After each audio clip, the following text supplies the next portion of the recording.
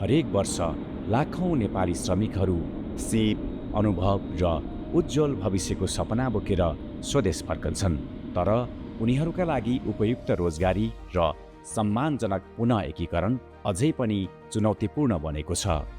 वैदेशिक रोजगारीबाट फर्किएका व्यक्तिहरूका लागि पुनः एकीकरण परियोजना रेमी मार्फत स्थानीय सरकारहरूले रोजगार सेवा केन्द्रहरूलाई सुदृढ बनाइरहेका छन्।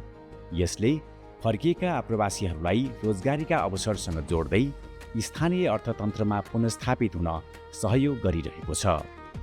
यसै क्रममा सुनसरीको डियर जिन्दगी क्याफेले पनि रोजगार सेवा केन्द्रबाट सिफारिस गरिएका वैदेशिक रोजगारीबाट फर्किएका व्यक्तिहरूलाई रोजगारीको अवसर प्रदान गर्दै उनीहरूको आर्थिक पुनर्स्थापनामा योगदान पुर्याइरहेको छ।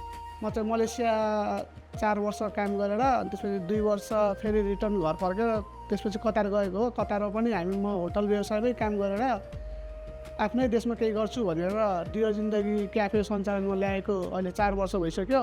हाम्रै विदेशमा रिटर्न आएको साथीहरूले धेरै साथ र सपोर्ट दिनुभयो उहाँहरूलाई होइन। उहाँहरूले पनि गर्दाखेरि बढाउँदै जाँदाखेरि हाम्रो अहिले झुम्गामा 3टा शाखा छ डियर जिन्दगीको। 2टा चाहिँ रेस्टुरेन्ट हो अनि एउटा चाहिँ हाम्रो बेकरी सञ्चालनमा ल्याएको छौँ हालै। त्यो बेकरी सञ्चालनमा ल्याउँदाखेरि हाम्रो रिमी शाखाबाट पनि सहयोगहरू गर्नुभएको छ।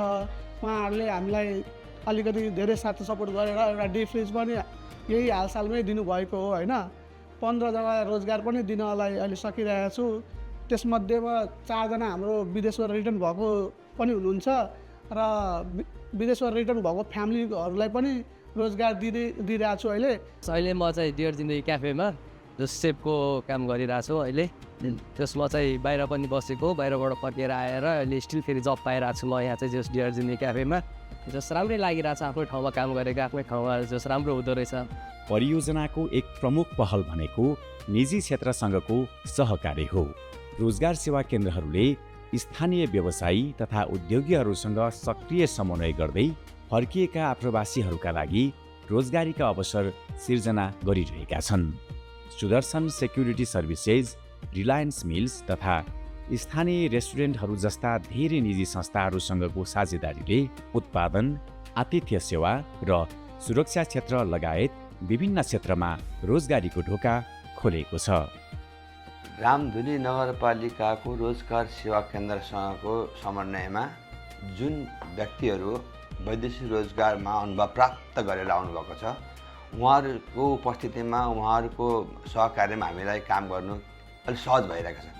किनभने उहाँले विदेशमा यो सुरक्षा सेवामा, सुरक्षा विभागमा काम गरेको कारणले गर्दा र उहाँको एक्सपिरियन्सको कारणले र कामप्रति डेडिकेटेड देखिने भएको हुँदा हामीहरूको काममा चाहिँ उहाँहरूले विशेष सुविधा प्राप्त गर्नुभएको छ अथवा हामीलाई थप सहजता भएको छ।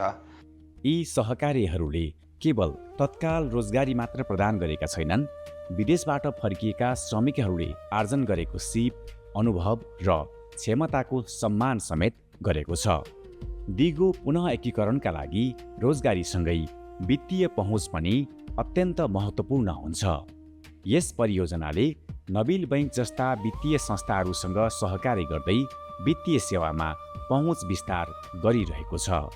फर्किएका आप्रवासीहरूलाई बैंक खाता खोल्न, व्यावसायिक ऋण प्रवाह गर्न तथा उद्यमशीलताका अवसरहरू खोज्न सहयोग पुर्याइएको छ, जसले उनीहरूको सिप, आर्थिक उपार्जन र बचत दीर्घकालीन जीविकोपार्जनमा रूपान्तरण गर्न मद्दत पुगेको छ।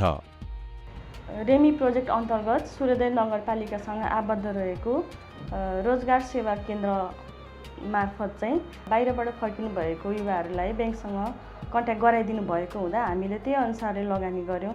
उहाँहरूको आर्थिक उन्नति, उहाँहरूको सोच अनुसारको उत्पादनमूलक क्षेत्रमा लगानी गरेर त्यसलाई कसरी आर्थिक रूपमा उहाँहरूलाई विकासोन्मुख तर्फ अग्रसर गराउन सकिन्छ भन्ने हिसाबले हामीले स्थलगत निरीक्षण गरेर ब्याङ्कको हरेक नियमहरू पुरा गर्दै लगानी प्रवाह गरेका थियौँ।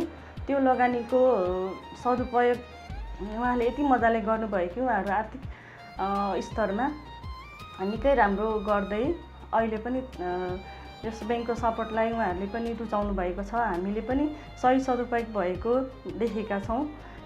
नेपाल उद्योग वाणिज्य महासङ्घसँगको सहकार्यले निजी क्षेत्रको सहभागितालाई अझ सशक्त बनाएको छ। यस साझेदारी मार्फत निजी क्षेत्रका विभिन्न संस्थाहरू सहभागी भएका छन्, जसले देशभर फर्किएका आप्रवासीहरूका लागि रोजगारीका अवसर विस्तार गर्न महत्त्वपूर्ण भूमिका खेलेको छ।